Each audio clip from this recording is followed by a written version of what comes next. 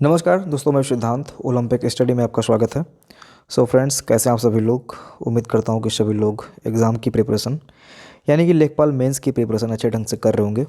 और लगातार अनुपस्थित रहा हूं पिछले 5-6 दिन से, कोई भी वीडियो आपको नहीं मिल पाया है। कारणवश दोस्तों, किसी कारणवश मैं बाहर चला गया था और इसलिए जो सीरीज़ थी हमारी वो अनकम्प्लीट रह गई। 3 पार्ट हमने ऑलरेडी कर लिया था, ये हमारा चौथा पार्ट है। कंटेंट तैयार था लेकिन वीडियो बाहर होने की वजह से मैं बना नहीं पाया।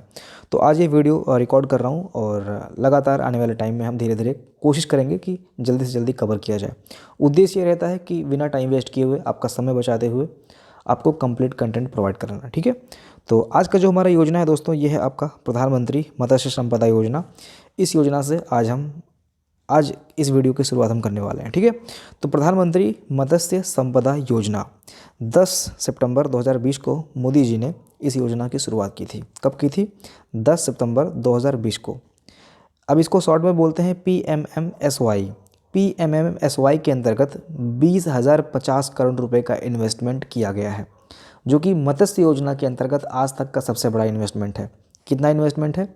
20,050 करोड़ रुपए। चूँकि दोस्तों अमाउंट बड़ा है इसलिए आप लोग इसको ध्यान रखिएगा, ठीक है। आज तक का सबसे बड़ा इन्वेस्टमेंट है मत्स्य संपदा किसी मत्स्य योजना के अंतर्गत, ठीक है।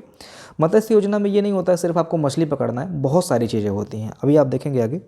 देखिए इसमें क्या है कि मत्स्य पालन क्षेत्र और सहायक गतिविधियों में 55 लाख प्रत्यक्ष, और अब देखिए यहाँ पे 55 लाख रोजगार दोस्तों निकल रहा है, ठीक है। तो 55 लाख रोजगार के लिए 20,050 करोड़ रुपए डिज़र्व करता है, ठीक है। क्योंकि और भी कई सारी चीज़ें होती हैं, अभी आप देखेंगे 55 लाख ये प्रत्यक्ष और अप्रत्यक्ष रूप से ये रोजगार मिल रहा है।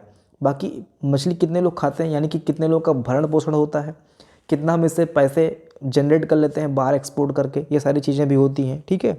अच्छा, मछली जो नीली क्रांति होती है, आपने सुना होगा नीली क्रांति योजना, ये मत्स्य उत्पादन से ही संबंधित है। इस योजना के अंतर्गत दोस्तों आप देख सकते हैं मछली पकड़ने के जहाज़ों का बीमा करवाना वगैरह होता है। मतलब इस योजना के अंतर्गत आप देखेंगे तो मछली पकड़ने वाले जहाज़ों का बीमा, मछली पकड़ने वाले जहाज़ों नावों के उन्नयन हेतु बायोटेक टॉयलेट्स वगैरह जो होते हैं, लवण क्षारीय क्षेत्रों में जलीय कृषि, समुद्री क्षेत्रों में आपको पता होगा कि क्षारीय होता है, लवणीय होता है जल वगैरह वहाँ पे, तो वहाँ पे हम समुद्री खेती भी करते हैं ताकि मछलियाँ वगैरह, जो मछलियों को जो खाना वगैरह दिया जाता है वहीं से प्रोवाइड करा दिया जाए। भाई वो खाएंगी तभी तो एक तरह से उनकी संख्या बढ़ेगी एक तरह से, है ना। तो वही सारी चीज़ें होती हैं, तो ये सारी चीज़ें भी ध्यान में रखी जाती हैं किसी भी योजना के अंतर्गत। यहाँ पे आप देख सकते हैं आदि लिखा हुआ है, और भी कई सारी चीज़ें होती हैं, लेकिन हमने इसको शॉर्ट में कवर किया है। तो हमने देखा प्रधानमंत्री मत्स्य संपदा योजना, जो कि 10 दिसंबर 2020 को स्टार्ट किया गया था। 20,050 करोड़ रुपए का इन्वेस्टमेंट इस पर किया गया था, बस आपको इतना ध्यान रखना है।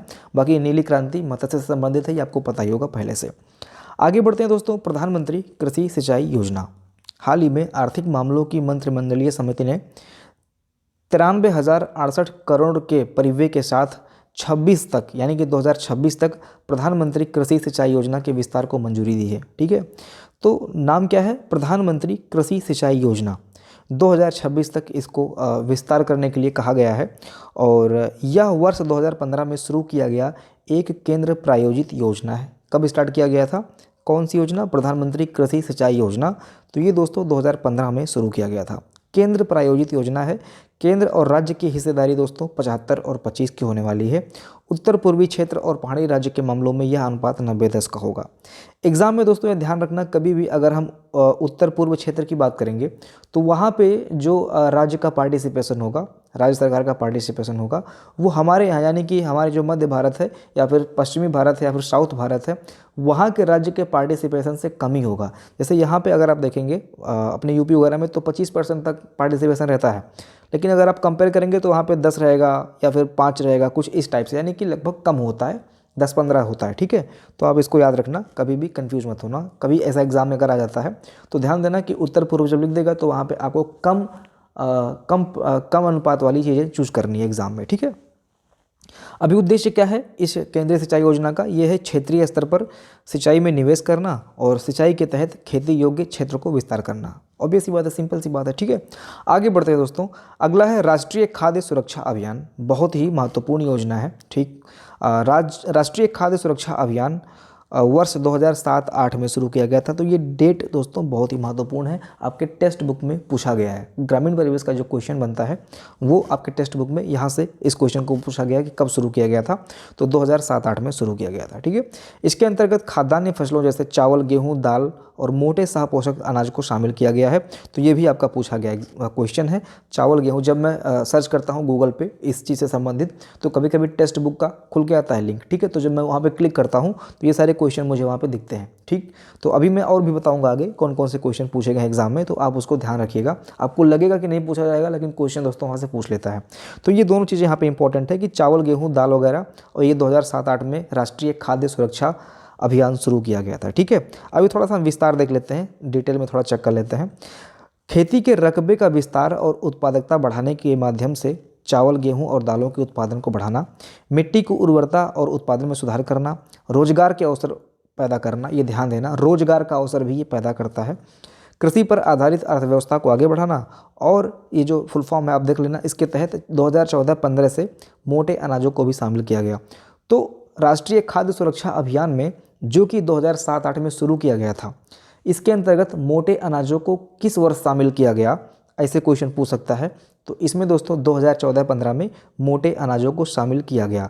और कौन से अन्य होते हैं दोस्तों, तो इसमें चावल, गेहूं, दाल का उत्पादन बढ़ाना इसके अंतर्गत शामिल है। ठीक है, अभी आप देखिए यहाँ पे हर खेत को पानी और प्रति बूंद अधिक सिंचाई फसल के उद्देश्य को प्राप्त करने के अंतर्गत किया जाता है, मतलब जो भी है सिंपल है। अब यहाँ पे देखिए आइसोपॉम। ठीक है, आइसोपॉम क्या मतलब, ISOPOM जो लिखा हुआ है, ये भी आपका टेक्स्ट बुक में पूछा गया क्वेश्चन है। यहाँ से क्वेश्चन दोस्तों बना है।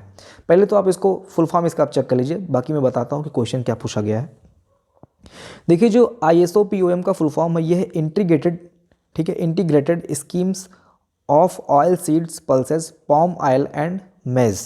मेजे या मेज आप जो भी बोल दीजिए, मक्का होता है। ठीक, तो the integrated schemes of oil seeds, pulses, palm oil and मेज, ये इसका पूरा फुल फॉर्म है। इसको आप पहली बात अपने दिमाग में रखिएगा। ठीक है, अभी देखिए इस योजना को बहुत पहले स्टार्ट कर दिया गया था, लेकिन 2004 में इसका पुनर्गठन किया गया है। ध्यान दीजिएगा, कब पुनर्गठन किया गया है, 2004 में इसका पुनर्गठन किया गया है। इस योजना का मुख्य उद्देश्य, यही क्वेश्चन दोस्तों आपका टेक्स्ट बुक में पूछा गया है। ठीक है, यही क्वेश्चन आपका एग्जाम में पूछा हुआ है। एग्जाम क्या, टेक्स्ट बुक के परीक्षा में जो आपका देते हैं आप लोग, वहाँ पूछा गया है कि आइसोपॉम योजना के अंतर्गत क्या उद्देश्य रहा है, कौन सी फसलों पर ज़्यादा ध्यान दिया जाएगा। तो यहाँ पे दलहन, पाम ऑयल, मक्का के उत्पादन में देश को आत्मनिर्भर बनाना है। देखिए एग्जाम में अभी तो आपको मैंने बता दिया कि इसका फुल फॉर्म ये है, तो आप यहाँ से समझ गए होंगे कि कहीं ना कहीं oil seeds, pulses and palm oil पे मतलब काम हो रहा है। लेकिन जब एग्जाम में दोस्तों ये आइसोपॉम लिख के दे देता आपको, ठीक है, ISOPOM लिख के देता, अगर आपको फुल फॉर्म नहीं पता होता तो शायद आप नहीं कर पाते, है ना। तो इसका फुल फॉर्म आप ध्यान दीजिएगा, बाकी सारा का सारा उद्देश्य आपको खुद मिल जाएगा। और ध्यान देना कि 2004 में इसका पुनर्गठन किया गया था। ओके, और जो चीज़ें देखनी है आपको इसके अंतर्गत, एक लाइन और देख लीजिए कि वर्ष 1992 और 1995-96 में इस मिशन में ताड़ के तेल और मक्का को शामिल किया गया था। कब शामिल किया गया था, ताड़ के तेल यानी कि पाम ऑयल और मक्का को 1992, 95, 96 में शामिल किया गया था। 2 डेट मुझे मिला, दोनों डेट को मैंने इंक्लूड कर दिया क्योंकि डेट गलती बहुत हो रही है ग्रामीण परिवेश में। ठीक है, तो कन्फ्यूज़न ना हो इसलिए मुझे 2 डेट मिला, 92 और 95, 96 मैंने दोनों यहाँ पे लिख दिया है। ठीक है, एग्जाम में जो भी आएगा या कुछ इस तरह से आप अगर दिमाग में रहेगा कि यार 92, 95, 96 कुछ ऐसा था, तो भी आप कहीं ना कहीं उससे संबंधित चीज़ों को क्लिक कर देंगे। ठीक है, आगे बढ़ते हैं दोस्तों। राष्ट्रीय कृषि विकास योजना बहुत ही महत्वपूर्ण है और इस चीज़ को मैंने अच्छे से डिस्क्राइब किया है, यहाँ पे आप ध्यान दीजिएगा। राष्ट्रीय कृषि विकास योजना, ठीक है, कृषि एवं संबद्ध क्षेत्रों को बढ़ावा देने हेतु प्रधानमंत्री नरेंद्र मोदी जी के द्वारा 29 मई 2017 को राष्ट्रीय कृषि विकास योजना का पुनर्गठन किया गया। कब किया गया पुनर्गठन, तो 29 मई 2017 को मोदी जी के द्वारा राष्ट्रीय कृषि विकास योजना का पुनर्गठन किया गया। ओके, आगे बढ़ते हैं दोस्तों। इस योजना के माध्यम से कृषि एवं संबद्ध क्षेत्रों में, वही ऑब्वियस सी बात है, अतिरिक्त सहायता वगैरह प्रदान करना, कृषि योजना के कृषि से संबंधित जो भी और क्षेत्र हैं वहाँ पे विकास लाने के लिए सहायता प्रदान करना। ठीक है, इसके अंतर्गत आता है। राष्ट्रीय कृषि विकास योजना 6ठी पंचवर्षीय योजना के समय 25,000 करोड़ की लागत से शुरू किया गया था। तो क्वेश्चन यहाँ से बन सकता है। वैसे दोस्तों देखिए, ये अरिहंत बुक से मैंने लिया हुआ है, कन्फ्यूज़न नहीं होना चाहिए क्योंकि यहाँ पर मुझे डाउट हो रहा था। तो राष्ट्रीय कृषि विकास योजना छठी पंचवर्षीय योजना के समय 25,000 करोड़ रुपए के इन्वेस्टमेंट से शुरू किया गया था। ठीक है, तो मैंने यहाँ पे रेफरेंस आपका लिख दिया है कि ये अरिहंत बुक से मैंने लिया है। अगला है योजना के कार्यकाल के दौरान संबंधित क्षेत्रों को 4% की वृद्धि दर का उद्देश्य था। तो ये 4% दोस्तों आप ध्यान दीजिएगा कि हमेशा, जैसे यहाँ पे आप देख रहे हैं छठी पंचवर्षीय योजना के समय भी 4% उद्देश्य था, या फिर आने वाले समय में और भी जब इसका पुनर्गठन वगैरह किया गया है तब भी 4% इसका उद्देश्य था। तो आप ये 4% याद रखना, राष्ट्रीय कृषि विकास योजना के अंतर्गत, राष्ट्रीय कृषि विकास योजना के अंतर्गत ये 4% डेटा आप याद रखना। हो सकता है कि एग्जाम में कुछ ऐसा दे दे। ठीक है, इस योजनाओं के अंतर्गत 11 उप योजनाओं को और भी लागू किया गया है। तो ये भी ध्यान देना कि राष्ट्रीय कृषि विकास योजना के अंतर्गत अन्य जो उप योजनाएं हैं उनमें 11 अन्य उप योजनाओं को लागू किया गया है। तो संख्या कितनी है? 11। ठीक है, अगला देखिए दोस्तों, 11वीं पंचवर्षीय योजना के दौरान, अगेन मैंने बोला था कि 4% का डेटा आपको याद रखना है। तो 11वीं पंचवर्षीय योजना के दौरान 4% वार्षिक वृद्धि दर अर्जित करने के उद्देश्य से भारत सरकार द्वारा इतना इन्वेस्टमेंट फिर से किया गया। ठीक है, कब? 11वीं पंचवर्षीय योजना में। राष्ट्रीय कृषि विकास योजना को राष्ट्रीय कृषि विकास योजना, एक चीज़ आपको और ध्यान देना है, ये आपको रफ्तार, RAFTAR याद रखना। ये वर्ड रफ्तार किससे संबंधित है? तो राष्ट्रीय कृषि विकास योजना, राष्ट्रीय कृषि विकास योजना रफ्तार, मतलब आप ऐसे समझ लीजिए कि कृषि को रफ्तार देना है, यानी कि राष्ट्रीय कृषि विकास योजना को रफ्तार देना है। अभी देखिए क्या करना है इसके अंतर्गत, देखिए राष्ट्रीय कृषि विकास योजना को राष्ट्रीय Krishi Vikas Yojana regenerative approaches for agriculture and allied sectors rejuvenation, तो वही मैंने कहा कि इसको आप मत ध्यान दीजिए, आप ये रफ्तार पकड़ लीजिए, के रूप में संचालित किया जा रहा है। तो क्या करना है? राष्ट्रीय कृषि विकास योजना को, राष्ट्रीय कृषि विकास योजना को रफ्तार के रूप में संचालित किया जा रहा है। ये आपको एग्जाम में याद रखना है। ठीक है, मे भी एग्जाम में पूछ लीजिए कि किस रूप में संचालित किया जा रहा है, तो आपको रफ्तार, तो अगर आपको रफ्तार याद होगा दोस्तों, तो यहाँ पे कुछ अगर हिंदी में भी लिख के दे देगा तो उसका जब आप कन्वर्ट करेंगे इंग्लिश में तो 2-3 वर्ड जब आपको मिल जाएगा तो आप पकड़ लेंगे आराम से। ठीक है, तो आगे बढ़ते हैं। अगली जो योजना है यह है आपका कृषि उड़ान योजना, यानी कि 2.0। इसके पहले 1.0 था, यानी कि कृषि उड़ान था, इसके बाद में ये कृषि उड़ान 2.0 है। ठीक है, यहाँ पे कृषि को नहीं उड़ाना है, जिस चीज़ को उड़ाना है उसको भी हम देखेंगे। देखिए, केंद्रीय नागरिक उड्डयन मंत्री ने हवाई मार्ग से कृषि उपज की आवाजाही को सुविधाजनक बनाने के लिए, समझ गए होंगे आप, यानी कि कृषि उपज को हवाई मार्ग से हम दूर क्षेत्रों तक पहुँचाएंगे। आपको पता है कि कई सारे क्षेत्र ऐसे होते हैं जहां आज भी हमारी जो यातायात है, मतलब पहुंच है, वो बन नहीं पाया है। तो वहां पे क्या होगा कि हम कृषि बीजों को या फिर उससे संबंधित और भी चीज़ों को वहां तक पहुंचाएंगे। जैसे कोई जंगल वगैरह हो गया, ठीक है, वहां पे आदिवासी क्षेत्र रह रहा है, वहां पे खेतीबाड़ी कर रहा है, उनके पास संसाधन नहीं है, उनके पास हम यातायात के माध्यम से चीज़ों को पहुंचा नहीं सकते हैं। तो हम क्या करेंगे, डायरेक्ट उनकी खेती को प्रोत्साहन देने के लिए डायरेक्ट हम एयर का यूज़ करेंगे, हवाई मार्ग का यूज़ करेंगे और वहाँ पे उनको वो चीज़ प्रोवाइड कराएंगे। ठीक है, जो उनको ज़रूरी लगता है। इसी चीज़ को ध्यान में रखते हुए कृषि उड़ान योजना चलाई जा रही है और ये 2.0 वर्जन आया है। देखिए, केंद्रीय नागरिक उड्डयन मंत्री ने हवाई मार्ग से कृषि उपज की आवाजाही को सुविधाजनक बनाने के लिए कृषि उड़ान यानी कि 2.0 का संचालन किया और कृषि उत्पादों के परिवहन में किसानों की सहायता करने के उद्देश्य से अगस्त 2020 में, ठीक है, कब?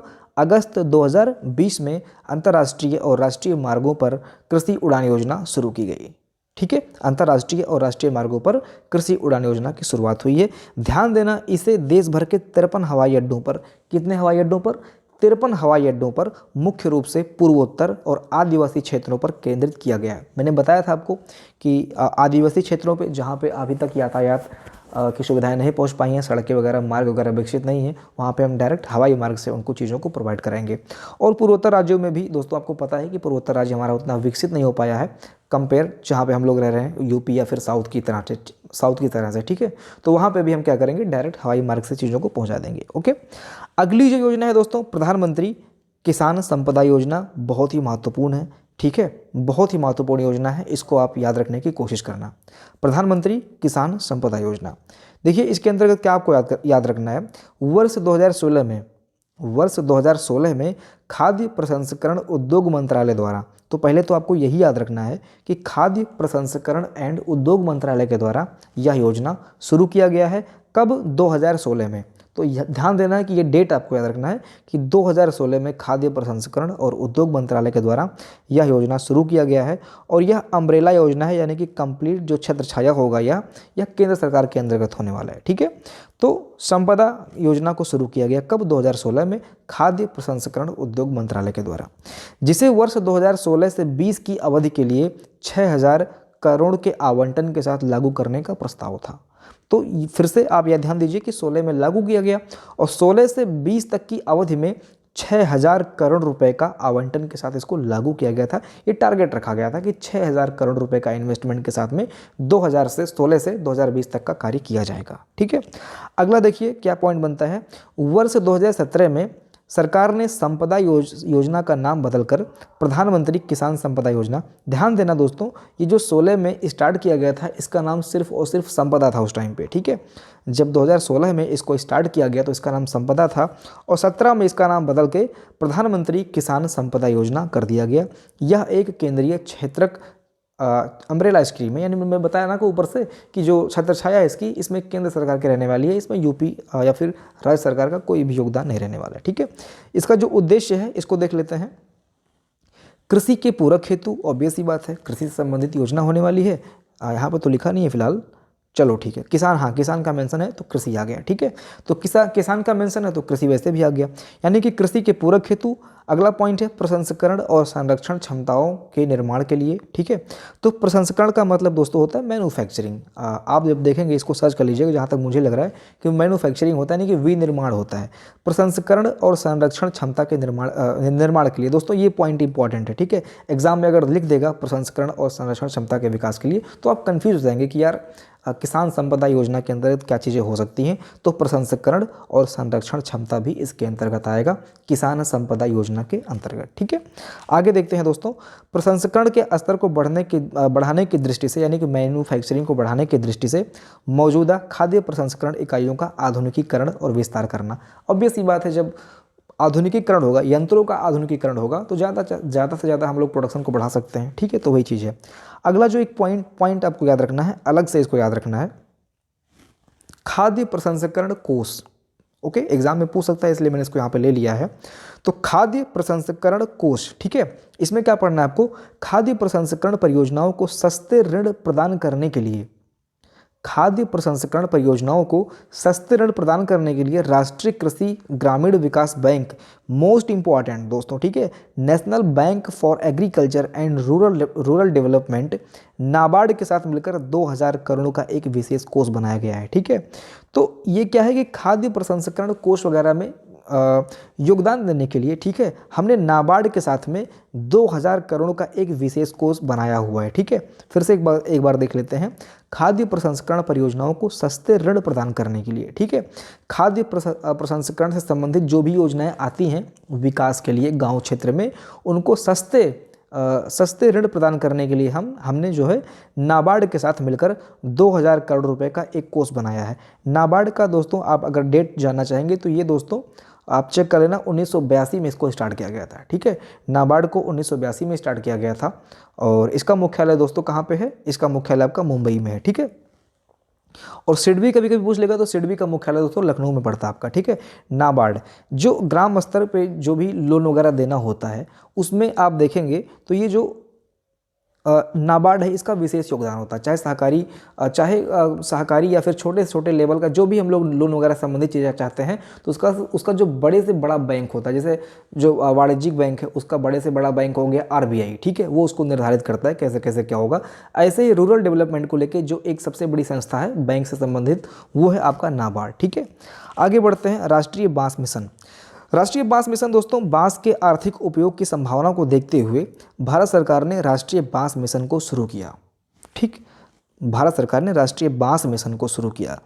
यह कृषि और किसान कल्याण मंत्रालय द्वारा 2006 में, कृषि एवं किसान कल्याण मंत्रालय द्वारा 2006 में बांस क्षेत्र के समग्र विकास के लिए 27 राज्यों में केंद्रीय योजना के रूप में प्रारंभ किया गया। तो ध्यान देना दोस्तों, ये डेट बहुत ही इम्पॉर्टेंट है। ठीक है, तो 2006 में इसको शुरू किया गया 27 राज्यों में। ऑब्वियस सी बात है, आप राज्यों को ना ध्यान देके डेट याद रखना, ठीक है, डेट आपको याद रखना बहुत ज़रूरी है। मिशन का बल जो है मुख्य रूप से बांस के प्रचार और उत्पादन पर था तथा प्रसंस्करण, उत्पाद विकास एवं मूल्यवर्धन पर सीमित प्रयास किए जाने हैं, इस पर इसका ध्यान था, ठीक है। देखिए 2015 में इसे एकीकृत बागवानी मिशन के अंतर्गत शामिल कर दिया गया। तो कभी कभी क्या पूछता है कि एकीकृत बागवानी मिशन के अंतर्गत किन किन योजनाओं को शामिल किया गया है या किन योजनाओं को शामिल नहीं किया गया है, तो वो चीज़ आप ध्यान रखना कि 2015 में राष्ट्रीय बांस मिशन को, किसको, राष्ट्रीय बांस मिशन को एकीकृत बागवानी विकास के मिशन में सम्मिलित कर दिया गया, ठीक है। देखिए अगली जो योजना है दोस्तों, ये है आपका एकीकृत बागवानी विकास मिशन। जो मैंने भी बताया कि राष्ट्रीय बांस मिशन को जिसमें शामिल किया गया वो है आपका एकीकृत बागवानी मिशन, बागवानी विकास, और वही योजना फिर हम यहाँ पे देखने वाले हैं, ठीक है। इसमें क्या है, हाल ही में कृषि और किसान कल्याण मंत्रालय ने 21-22 के लिए एकीकृत बागवानी विकास मिशन हेतु 2250 करोड़ रुपये आवंटित किए। सबसे ज़रूरी चीज़ दोस्तों आपको जो याद रखना है वो ये है, MH मैरी गौड़ा को भारतीय बागवानी का जनक बोला जाता है, ठीक है। भारतीय बागवानी का जनक किसको बोलते हैं, MH मैरी गौड़ा को, ठीक है। फैक्चुअल क्वेश्चन है, एग्जाम में टपक सकता है। अगर आप लोगों ने पढ़ लिया और एग्जाम में आ गया तो लकी हैं आप, ठीक है। सो यहाँ पे MH मैरी गौड़ा को भारतीय बागवानी का जनक बोला जाता है, ठीक है। तो मैंने इस चीज़ को इसीलिए यहाँ पे मेंशन किया है। और दूसरी चीज़ आपको याद रखना है कि राष्ट्रीय बांस मिशन को किस में शामिल किया गया है, एकीकृत बागवानी विकास मिशन में शामिल किया गया है, ठीक है। अब देखते हैं इसमें क्या है, यह फल, सब्जी, मशरूम, मसालों, फूल, सुगंधित पौधों, नारियल, काजू, जो भी चीज़ें हैं, ठीक है, उसको क्या करना है, समग्र विकास हेतु केंद्र प्रायोजित योजना है, ठीक है। अगला जो एक आपको पॉइंट ध्यान देना है ये है राष्ट्रीय बागवानी मिशन। कोई ज़रूरी नहीं दोस्तों, इसको मैंने ऐसे लिख लिया था, चलो ठीक है, कॉपी हो गया है। केंद्रीय बागवानी मिशन, यहाँ पे इस चीज़ को थोड़ा ध्यान देना, क्या है, केंद्रीय बागवानी संस्थान, ठीक है। इस संस्थान की स्थापना वर्ष 2006-07 में मेडीजिप हिमा नागालैंड में की गई थी ताकि पूर्वोत्तर क्षेत्रों में किसानों और खेतिहर मजदूरों की क्षमता निर्माण तथा प्रशिक्षण के माध्यम से उन्हें जानकारी प्रदान की जाए। तो केंद्रीय बागवानी संस्थान कहाँ पे है, एग्जाम में पूछ सकता है, केंद्रीय बागवानी संस्थान कहाँ पे है, नागालैंड में है। 2006-07 में मेडीजिप हिमा नागालैंड में इसको स्थापित किया गया था ताकि पूर्वोत्तर क्षेत्र में किसानों और खेतिहर मजदूरों का विकास हो सके, ठीक है। तकनीकी रूप से उनको शिक्षा दिया जा सके कि भैया ये ट्रैक्टर होता है, ये थ्रेसर होता है, ये बुलडोज़र होता है, ठीक है। ये सारी चीज़ें उनको बताया जा सके, टेक्निकल जानकारी दी जा सके, बीजों के बारे में भी जागरूक किया जाए उन्हें, ताकि वहाँ पे जो कृषि विकास है वो अच्छे से हो पाए। तो कहाँ पे है, नागालैंड में है केंद्रीय बागवानी संस्थान, ठीक है। अगला जो योजना है, महत्वपूर्ण योजना है, जस्ट 1 सेकेंड, चलो ठीक है, 3-4 योजनाएं बची हुई हैं, तो थोड़ा सा आप और बर्दाश्त कर लीजिए, 3-4 योजनाएं बची हुई हैं, ठीक है।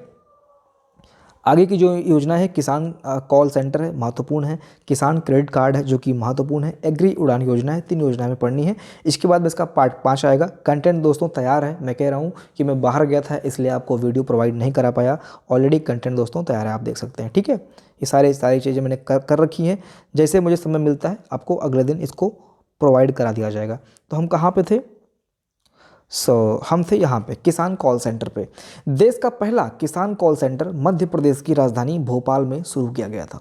कहाँ पे शुरू किया गया था, तो मध्य प्रदेश की राजधानी भोपाल में शुरू किया गया था। इसमें किसान कृषि विभाग द्वारा टोल फ्री नंबर पर कॉल करके कृषि संबंधी समस्या का समाधान करवा सकते हैं। इस सेवा में किसानों के जवाब में 22 भाषाओं, ये दोस्तों याद रखना है कि आपको 22 भाषाएं हैं इसमें, ठीक है। कितनी भाषाएं हैं, 22 भाषाएं हैं, ठीक है। किसान कॉल सेंटर के माध्यम से आप 22 भाषाओं के माध्यम से उत्तर पा सकते हैं, ओके। कहाँ पे पहला कॉल सेंटर कहाँ पे किया गया है, मध्य प्रदेश के भोपाल में शुरू किया गया है, ठीक है। कई जगह पे आपको ये टॉपिक शायद देखने को ना मिले, लेकिन याद रखना दोस्तों, मध्य प्रदेश के भोपाल में पहला किसान कॉल सेंटर, और प्लस ये 22 भाषाओं में है। और 2-3 चीज़ें और याद रखनी है। देखिए भारतीय कृषि मंत्रालय द्वारा 21 जनवरी 2004 को किसान कॉल सेंटर की शुरुआत की गई थी। एक चीज़ आपको ये याद रखना है, ठीक है। कब शुरू किया गया था, 2004 में शुरू किया गया था। कब शुरू किया गया था? 2004 में शुरू किया गया था। और ये 11 डिजिट का नंबर होता है, ये नंबर आपको ध्यान रखना है, ठीक है। कौन सा नंबर है? 1800, 180, 1551, ये नंबर आपको याद रखना है, ठीक है। एक बार आप इसको अपडेट कर लेना, देख लेना अभी डाल के गूगल पे कि ये सारी चीज़ें वहाँ पे हैं या फिर अभी बदल गई हैं। तो जहाँ तक मुझे लग रहा है वो सारी चीज़ें अपडेटेड चीज़ें मैंने यहाँ पे डाली हैं, ठीक है।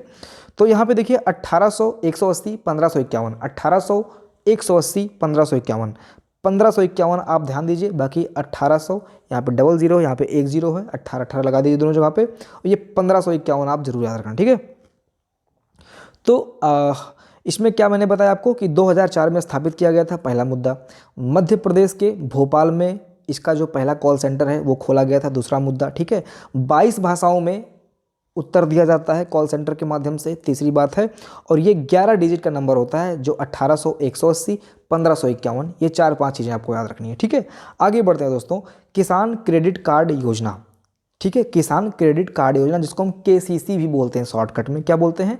KCC, बहुत फेमस है, ठीक है। जब भी चुनाव वगैरह आता है तो लोग यहीं से लोन लेते हैं। देखिए, किसान क्रेडिट कार्ड योजना की शुरुआत 1998 में की गई थी। आपके टेक्स्ट बुक में कई बार ये क्वेश्चन पूछा गया है, कब की गई थी? 1998 में की गई थी, ठीक है। इस योजना के माध्यम से किसानों को 50,000 से 3 लाख तक का कर्ज दिया जाएगा। तो ये 3 लाख लिख दिया जाता है कि किसानों को 3 लाख तक का कर्ज दिया जाएगा, लेकिन आप ये अमाउंट भी याद रखना कि 50,000 से 3 लाख तक का कर्ज दिया जाता है, ठीक है। जिसकी ब्याज दर, ध्यान देना दोस्तों, जिसकी ब्याज दर क्या है कि 6 माह तक जब आप कर्जा ले लेंगे तो ब्याज दर 6 माह तक सिर्फ 4% रहेगा, ठीक है। छठे महीने तक सिर्फ 4% रहेगा। उसके बाद में 1 वर्ष तक जो है ये 7% हो जाएगा। तो ये ब्याज दर आप याद रखना कि 6 माह तक 4% और इसके बाद में 1 वर्ष तक जो है 7% रहेगी, ठीक है। ये चीज़ याद हो गई। इसके बाद में कर्जा कितना मिलता है? 50,000 से 3 लाख तक का कर्जा मिलता है, ठीक है।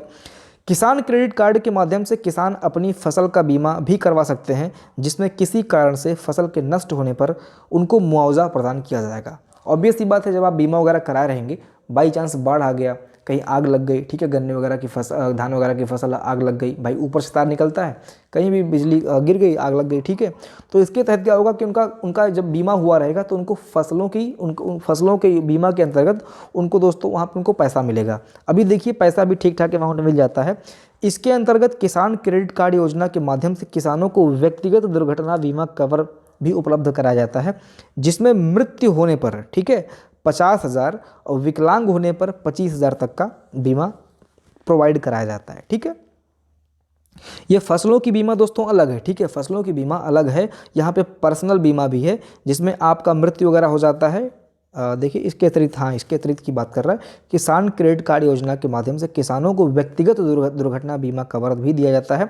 मृत्यु होने पर कितना है? 50,000। ध्यान दीजिए, मृत्यु होने पर 50,000 है और दिव्यांग होने पे, ठीक है, 25,000 है। आप यहाँ पे इसको करेक्ट कर लेना, 25,000 है, ओके। सो बीमा कवर दिया जाता है। लास्ट योजना है दोस्तों एग्री उड़ान योजना।